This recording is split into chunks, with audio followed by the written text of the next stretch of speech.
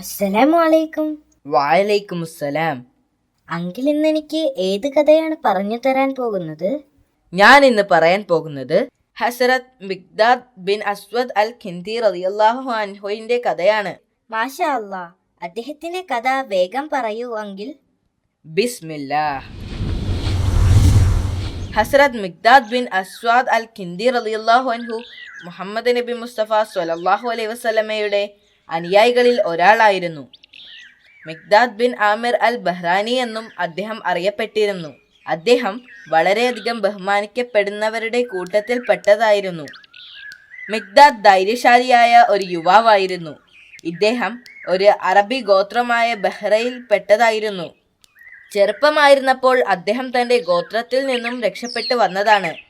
മക്കയിലെത്തിയപ്പോൾ മിഖ്ദാദ് അൽ അസ്വാദ് അൽ ഖിന്ദി എന്നു പേരുള്ള ഒരു വ്യക്തിക്ക് വേണ്ടി ജോലി ചെയ്തു. അറേബ്യയിലെ ആളുകൾ ധീരവും ശക്തവുമായ പുരുഷന്മാരെ സ്നേഹിച്ചിരുന്നു. അദ്ദേഹത്തിൻ്റെ യജമാനന് മക്കളില്ലായിരുന്നു. അതുകൊണ്ട് തന്നെ അയാൾക്ക് അദ്ദേഹത്തെ വളരെ ഇഷ്ടമായിരുന്നു. ഒരു ദിവസം തൻ്റെ ഗോത്രക്കാരായ ഖുറൈശികളുടെ മുൻപിൽ വെച്ച് അൽ അസ്വാദ് അൽ ഖിന്ദി ഇങ്ങനെ പറഞ്ഞു: ഇന്നു മുതൽ മിഖ്ദാദിനെ ഞാൻ എൻ്റെ മകനായി സ്വീകരിക്കുന്നു. ഇനി മുതൽ അദ്ദേഹത്തിൻ്റെ പേര് മിഖ്ദാദ് ബിൻ അസ്വാദ് അൽ ഖിന്ദി എന്നായിരിക്കും. എൻ്റെ മരണശേഷം അവനായിരിക്കും എൻ്റെ പിന്തുടർച്ചക്കാരൻ. അന്നു മുതൽ ആളുകൾ അദ്ദേഹത്തെ മിഖ്ദാദ് ബിൻ അസ്വാദ് അൽ ഖിന്ദി എന്ന് വിളിക്കാൻ തുടങ്ങി. അറബികൾക്ക് അദ്ദേഹത്തോടുള്ള സ്നേഹം കാണിക്കുന്നതിൻ്റെ ഭാഗമായിട്ടായിരുന്നു അത്. മിഖ്ദാദ് റളിയല്ലാഹു അൻഹുവിന് 24 വയസ്സുള്ളപ്പോൾ മുഹമ്മദ് നബി മുസ്തഫ സ്വല്ലല്ലാഹു അലൈഹി വസല്ലമ മക്കയിൽ ഇസ്ലാം മതം പ്രചരിപ്പിക്കാൻ തുടങ്ങി. പ്രവാചകന്റെ ദൗത്യത്തെക്കുറിച്ച് കേട്ട മിഖ്ദാദ് റളിയല്ലാഹു അൻഹു ഇസ്ലാമിൽ ചേർന്നു. അദ്ദേഹം തന്റെ വിശ്വാസത്തെ രഹസ്യമായി സൂക്ഷിച്ചു. കാരണം അക്കാലത്ത് ഖുറൈശികൾ മുസ്ലിങ്ങളെ പീഡിപ്പിക്കുമായിരുന്നു. പീഡനം വർദ്ധിച്ചപ്പോൾ പ്രവാചകൻ മദീനയിലേക്ക് കുടിയേറാൻ തന്റെ അനുയായികളോട് ആവശ്യപ്പെട്ടു. അനുയായികൾ ഒറ്റക്കൊറ്റക്കായും സംഘങ്ങളായും മദീനയിലേക്ക് പുറപ്പെട്ടു. മിഖ്ദാദ് റളിയല്ലാഹു അൻഹുവും ആളുകളുമായി ചേർന്ന് മദീനയിലേക്ക് യാത്ര ചെയ്തു. ഏറ്റവും അവസാനം കുടിയേറിയവരിൽ പെട്ടതായിരുന്നു അദ്ദേഹം. മദീനയിലെത്തിയപ്പോൾ പ്രവാചകൻ അദ്ദേഹത്തോടൊപ്പം താമസിക്കാൻ മിഖ്ദാദ് റളിയല്ലാഹു അൻഹുവിനെ ക്ഷണിച്ചു. പ്രവാചകനോടൊപ്പം താമസിച്ചപ്പോൾ നടന്ന ഒരു സംഭവത്തിന്റെ കഥ മിഖ്ദാദ് റളിയല്ലാഹു അൻഹു ഒരിക്കൽ പറഞ്ഞു.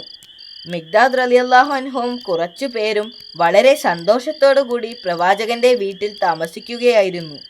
ഒരു ദിവസം പതിവ് പോലെ അവരുടെ ജോലികൾ കഴിഞ്ഞു എല്ലാവരും പ്രവാചകന്റെ വീട്ടിൽ മടങ്ങിയെത്തി.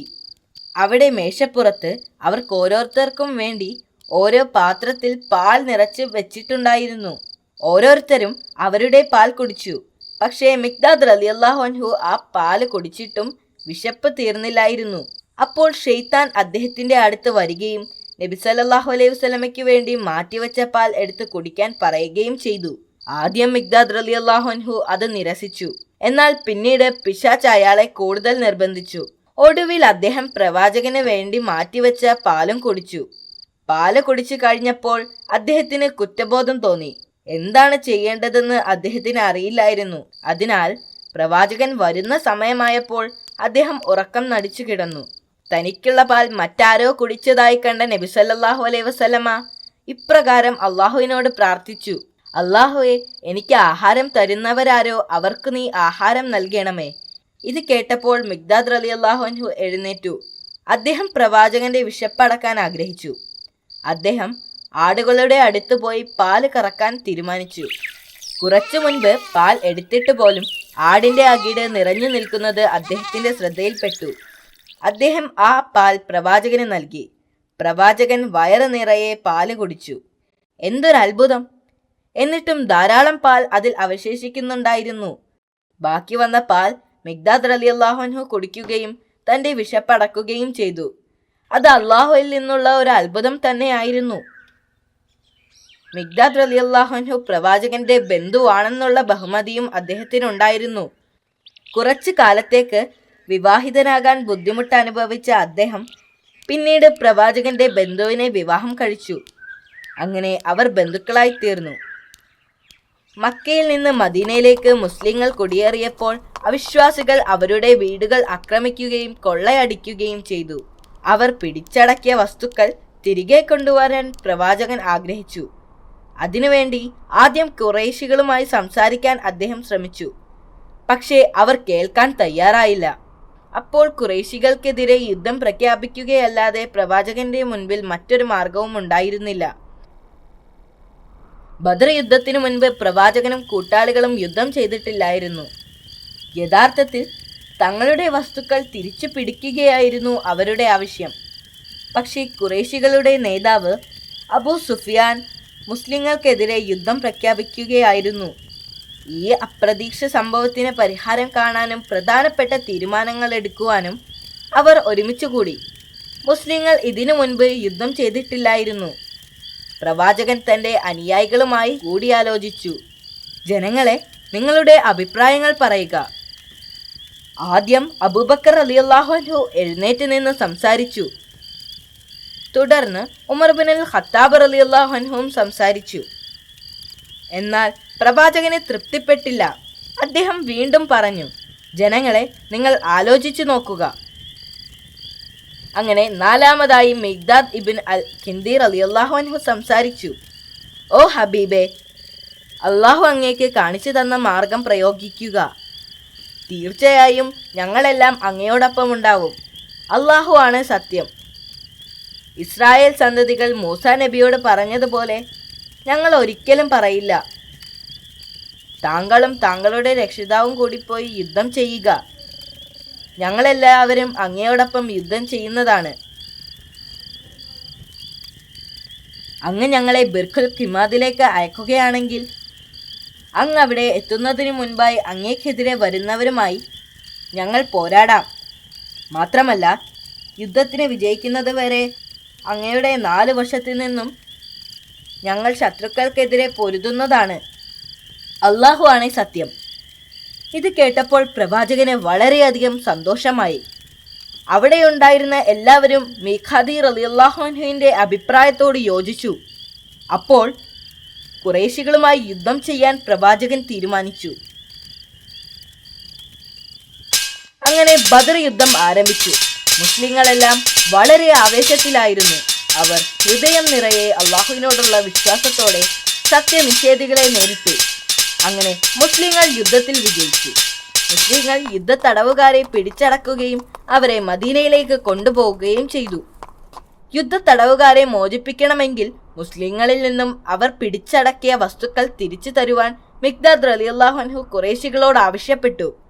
ഇതറിഞ്ഞ പ്രവാചകൻ 2 കൈകളും മുകളിലേക്ക് ഉയർത്തി പറഞ്ഞു, ഓ അല്ലാ, അങ്ങയുടെ അനുഗ്രഹത്താൽ മിഖ്ദാദിനെ നീ സമ്പന്നനാക്കണമേ. ശത്രുക്കൾ മുസ്ലിങ്ങളിൽ നിന്ന് ആരെയെങ്കിലും പിടികൂടിയാൽ അവരെ ഉടനെ തന്നെ കൊല്ലുമായിരുന്നു.